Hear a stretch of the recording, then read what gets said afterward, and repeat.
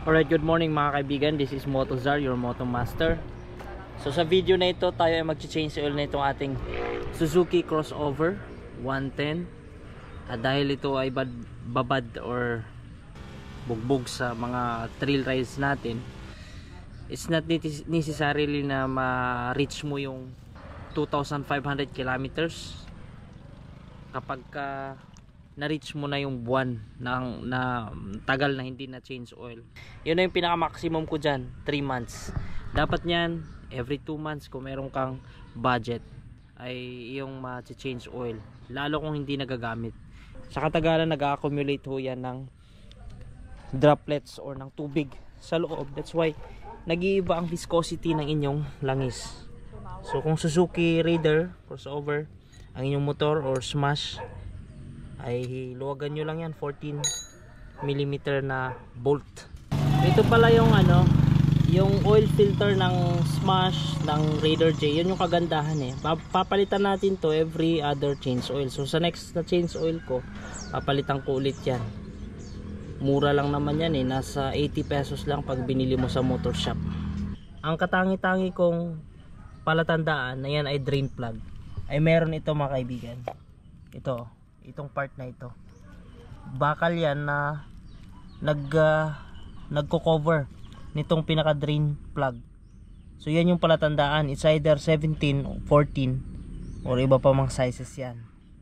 Ngayon dito sa ating Suzuki meron ding nakakalito, baka ito pwedeng mapagkamalan ito eh, itong tatanggalin, which is very wrong. Mayroong bakas nga na natanggal siguro yan kasi nagkakamali yung iba, lalo pag DIY. Pero pagka alam mo naman yung prinsipyo, ito lang lagi pala tandaan. At saka mag-research kayo pag nag-DIY kayo para hindi mali yung bolt na inyong mabubuksan. So naluwagan ko naman na ito, i-drain lang natin.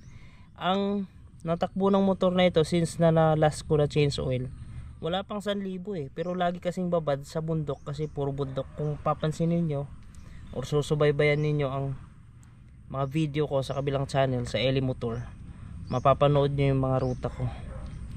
Hindi naman malalayo pero puro bundok. Yan. So hindi pag tinitingnan ko sa aking naked eye, hindi siya pure black. Malinis pa yung langis eh. Pero kailangan natin na mag change oil na kasi nag-accumulate kasi yan ng tubig eh.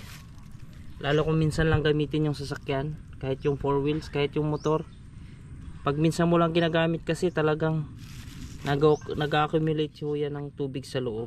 Yung moist kasi, yun yung dahilan na sasama yung langis, ay yung moist doon sa flow or sa langis, at iiba yung viscosity. Alam niyo yung langis na may halong tubig, ganun, may kaunting droplets na ihahalo kasi nga pagka malamig, lalo pagka taglamig, merong moisture sa loob ng makina sa mga bakal din.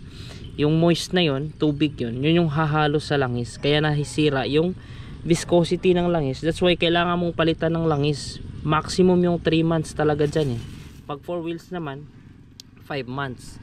Pero dahil maliit yung makina natin, kunti lang yung langis na nariyan, kaya mas mababa yung duration na dapat palitan mo talaga siya ng langis every 3 months or every 2,000 or 2,500 kilometers. Ito lang pala yung gamit kong langis, 10W40. Depende yan sa inyong manual, sa inyong mga motor.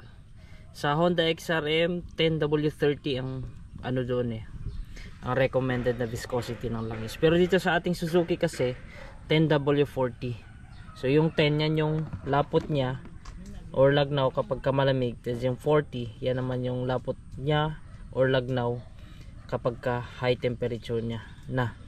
So hindi naman siya masyadong malagnaw kasi synthetic blend, hindi rin siya malapot. So tama lang ito, tested ko na ito sa aking motor na ito. So magbigay na lang ako sa description or sa pin comment ng link sa langis na pwede nyong gamitin. Yung Havolin, recommended yun, 10W40 para sa mga naka Suzuki. Pero kung kayo ay naka Honda, syempre gamitin nyo na yung original na Honda or genuine na oil. Ayan. Sa paghigpit naman nitong ating drain plug,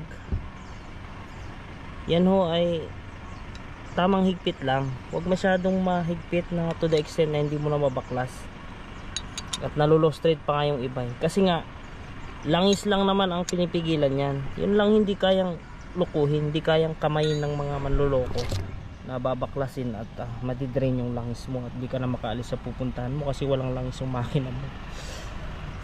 Siya nga pala, isa pa sa paglalabasan ng langis kapag sobra ang nilagay mo, halimbawa 800 ml lang ang maximum sa ating Honda XRM sa ganitong mga motor, maglalabas ho yan doon sa air filter ninyo. Meron niyang breather meron niyang PCB papunta doon sa inyong air cleaner, kaya papansin niyo yung air cleaner ninyo, air filter ninyo basa ng langis. Bakit?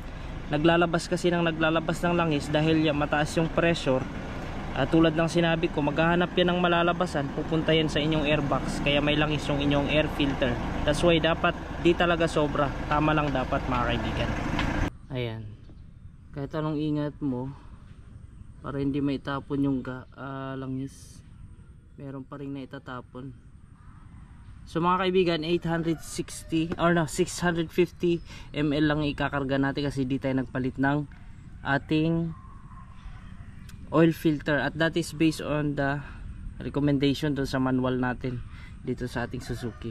At para makatiyak din kayo na nasa tama kayo, mag-play lang dito sa mismong marker ng inyong dipstick, yan dapat nandyan sa gitna or nasa full. Kung maximum man, nasa full ka lang. So check natin. Hindi mo pala siya iti-trade in kapag magsusukat ka. Ganyan, sausaw mo lang siya. Tapos kita nyo, so kulang pa ng konti, dagdagan natin ng konti. Itong mahirap kapag ang bottle naman walang level ng ml, walang sukat, di mo makita, kaya pakiramdaman. Syempre nasanay na rin ako, at saka lagi yan dipstick ang ating basihan. Ayan, nasa bandang 3/4 na siya bago mag full. Yan na yung sundan ko mga kaibigan. At tulad ng sinabi ko, huwag masyadong puno kasi hahanap po yan ng malalabasan, at ikaw lang din magsasuffer dyan. Yung mga oil seals mo sisirain. Ngayon pag kulang naman, syempre kakatok din naman yung makina mo. That's why walang labis, walang kulang dapat yan. At mas maganda pa kung naka clear bottle kayo at makikita yung ml ng kinakarga mo. Pero for the sake na sanay na ako dito at lagi kong ginagawa sa iba't ibang motor, dahil tayo naman ay gumagawa at nag-change oil, ay hindi ko na siya ginamitan ng saktong sukat.